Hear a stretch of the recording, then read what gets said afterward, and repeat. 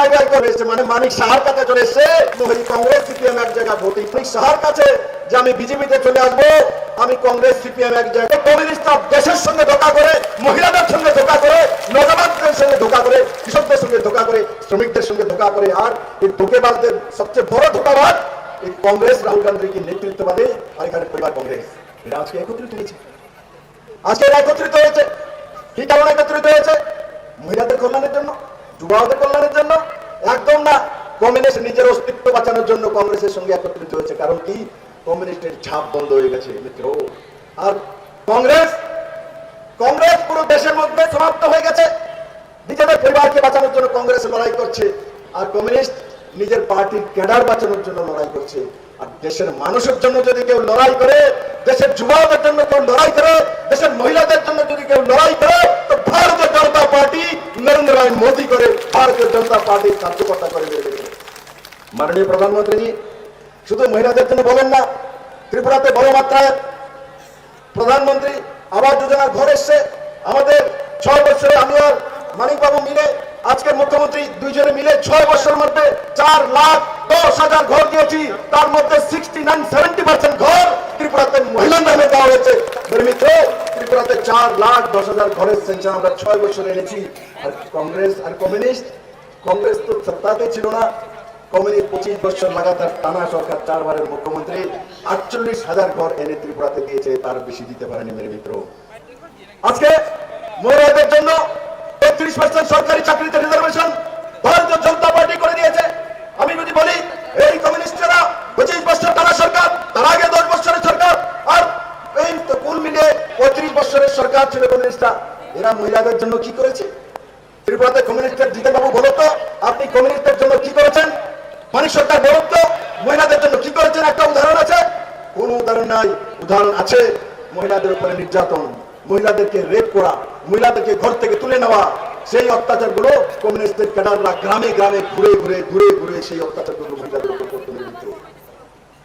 আর যদি ভারতীয় জনতা পার্টিকে বলেন আপনারা, আমি কমিউনিস্ট এবং কংগ্রেসকে চ্যালেঞ্জ করছি, জিজ্ঞাসা করুন মানিক শাহকে, জিজ্ঞাসা করুন বিপ্লব দেবকে, জিজ্ঞাসা করুন রাজীব ভট্টাচার্যকে, জিজ্ঞাসা করুন মহিলা মোর্চার নেতৃত্বকে, যে ত্রিপুরাতে ভারতীয় জনতা পার্টি আসার পর মহিলাদের জন্য কি করেছে। আমি বলি কি করেছি। আমি মুখ্যমন্ত্রী যখন হয়েছি, তখন মহিলাদের জন্য 33% রিজার্ভেশন এনে দিয়েছি সরকারি চাকরির মধ্যে। আমরা যখন ভারতীয় জনতা পার্টির সরকার হয়েছে, তখন প্রথমবার টিএসআর মহিলা ব্যাটালিয়ন নেওয়া হয়েছে। আমরা যখন সরকার করেছি, আমরা চাকরির মধ্যে হোম ডিপার্টমেন্টে প্রথম 10% রিজার্ভেশন মহিলাদের জন্য করেছি। আমরা যখন সরকারে এসেছি, সেলফ হেল্প গ্রুপ 6,000 ছিল কমিউনিস্টের সময়, আমরা প্রায় 60,000 সেলফ হেল্প গ্রুপ তৈরি করেছি। তার মধ্যে लगभग 5 লাখের উপর মহিলা রোজগার করে। আমরা যখন সরকারে এসেছি, আমরা মহিলাদেরকে অ্যাওয়ার্ড দেওয়ার ব্যবস্থা করেছি। আমরা যখন সরকারে এসেছি, আমরা জল জীবন মিশনের মাধ্যমে মহিলাদের নামে জলের কানেকশন দেওয়া শুরু করেছি। আমরা যখন সরকারে এসেছি, মাননীয় প্রধানমন্ত্রী নরেন্দ্র ভাই মোদী লোকসভা এবং বিধানসভার মধ্যে মহিলাদের জন্য 33% রিজার্ভেশন করা হয়েছে। আমরা যখন সরকারে এসেছি, মাননীয় প্রধানমন্ত্রী মহিলাদের জন্য 3 তালাক, যে মুসলিম মহিলাদেরকে ছেড়ে দেওয়া হতো, অপমান করা হতো, 3 তালাক উঠিয়ে দেওয়ার ব্যবস্থা মাননীয় প্রধানমন্ত্রী নরেন্দ্র ভাই করেছে। আমরা যখন সরকারে এসেছি, মহিলাদের উপরে রেপ হলে 18 বছরের নিচে কোনো মহিলাকে যদি রেপ করে দাও, তার জন্য ফাঁসির সাজার ব্যবস্থা মাননীয় প্রধানমন্ত্রী ভারতীয় জনতা পার্টির সরকার করতে নির্মিত। বন্ধুরা, আমি যদি বলতে থাকি যে আমরা সরকারে আসার পর মহিলার জন্য কি করেছি, তাহলে আমি বলবো মাননীয় প্রধানমন্ত্রী গত 2023-এর লাল কিলা থেকে ঘোষণা করেছেন 2 কোটি লাখ কোটি দিদি তৈরি করার জন্য, 2 কোটি লাখ কোটি দিদি। আর আজকে ভারতবর্ষের মহিলারা নরেন্দ্র ভাই মোদীর জামানাতে কি হয়, ড্রোন দিদি, 15,000 দিদিকে ড্রোন চালানোর শিক্ষা দেওয়া হয়েছে। আগে দিদিরা বাড়িতে বসে বসে শুধু রান্না করবে, সিপিএম এর মিছিল করবে, এটাই সিপিএম এর সময় ছিল মেরে মিত্র।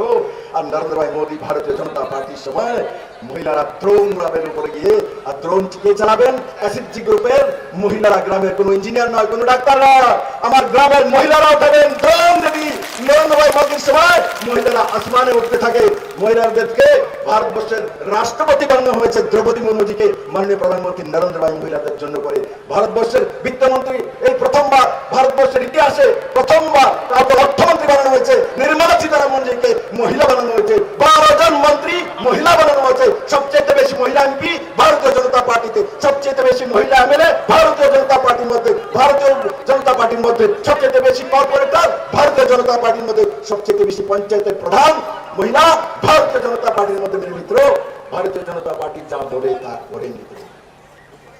আর কমিউনিস্ট ত্রিপুরাতে যা বলেছে তার উল্টোটা করেছে। কমিউনিস্ট ত্রিপুরাতে যা বলেছে তার উল্টোটা করেছে মেরে মিত্র। তার জন্য আমি আমার মহিলা বন্ধুদেরকে বলতে চাই, এই নির্বাচন, এই 2024 নির্বাচন, এই কংগ্রেস সিপিএম যারা ত্রিপুরা রাজ্যের মধ্যে একে অপরের বিরোধী পার্টি বলে এখানে আমাদের সাউথে 14 জনকে খুন করেছে, একে অপরের বিরুদ্ধে সিদাম পাল সহ 14 জন খুন হয়েছে, এখানে শহীদ মিনার বানানো হয়েছে, এখানে এসে বাবা জিতেন বাবুরা প্রতি বছর নাটক করে 14 তারিখ 14 অক্টোবর শহীদ দিবস, শহীদ মিনার বানিয়েছে, জীবন চলে যাবে। আমি বলবো এখন আশিস শাহ এবং কংগ্রেসকে নিয়ে যায় শহীদ মিনারের আগে প্রায়শ্চিত্ত করো, মাথা মুন্ডন করো, সাউথবাসীর কাছে আগে মাপ চাও, ত্রিপুরেশ্বরী মায়ের কাছে আগে মাপ চাও, তারপরে মানুষের কাছে ভোট চাওয়ার অধিকার চাও মেরে মিত্র। এদের লজ্জা নেই। এরা এই ত্রিপুরাতে 50টা বছর কংগ্রেস আর সিপিএম এর নাটক করে এমএলএ হয়ে যেত, আর যে গিয়ে মানুষকে শোষণ করার জন্য, মহিলাদেরকে শোষণ করার জন্য ত্রিপুরার মানুষ থেকে কমিশন খাওয়ার ব্যবস্থা এই কমিউনিস্ট এবং কংগ্রেস পার্টি। আমি ওই দিন দেখি আমাদের রামনগরে যে প্রার্থী হয়েছে রতন দাস, উনি বলছেন কোন পেপারে এসে যে আমার বাবা তো কংগ্রেস আসতো, আমি না সিপিএম। এখন তাদের মনে পড়ছে তাদের বাবা কংগ্রেস আসতো, তাদের বাবার বাবা মনে কোন পার্টিতে আসতো কে জানে, কোন জায়গাতে আসতো। সেই জন্য আজকে কংগ্রেস আর সিপিএম এর যে চেহারা, তাদের নেতৃত্বের যে চেহারা, ত্রিপুরার মানুষ সেই চেহারাগুলিকে ঘৃণা করে। কারণ এই চেহারাগুলি এই সাউথের মধ্যে 59টা খুন করিয়েছে কংগ্রেস আর সিপিএম এর লড়াইতে, কারণ এই সাউথের মাটি রক্তাক্ত করে দিয়েছে। আর আজ এরা কংগ্রেস সিপিএম একাত্র হয়ে নরেন্দ্র ভাই মোদীর বিরুদ্ধে ভোট চাইবার জন্য ত্রিপুরার মানুষের কাছে যাবে, মহিলাদের কাছে যাবে। এদের কাছে জবাব দেওয়া উচিত। ত্রিপুরাতে কংগ্রেস সিপিএম একাত্র হয়ে ব্যক্তি স্বার্থের রাজনীতি করছে, আর কেরালাতে কমিউনিস্টের সরকার, সেখানে রাহুল গান্ধীর বিরুদ্ধে, কংগ্রেসের মূল নেতা রাহুল গান্ধীর বিরুদ্ধে এই রাজার পত্নীকে খাড়া করে দিয়েছে। এই হচ্ছে কমিউনিস্ট কংগ্রেসের চরিত্র। এই কেরালার মধ্যে কংগ্রেসীরা ও সিপিএম একে অপরের বিরুদ্ধে লড়ছে, রাহুল গান্ধীর বিরুদ্ধে ক্যান্ডিডেট দিয়ে বসে আছে। আর ত্রিপুরাতে দুইজনের গলাগুলি করে হয়ে গেছে।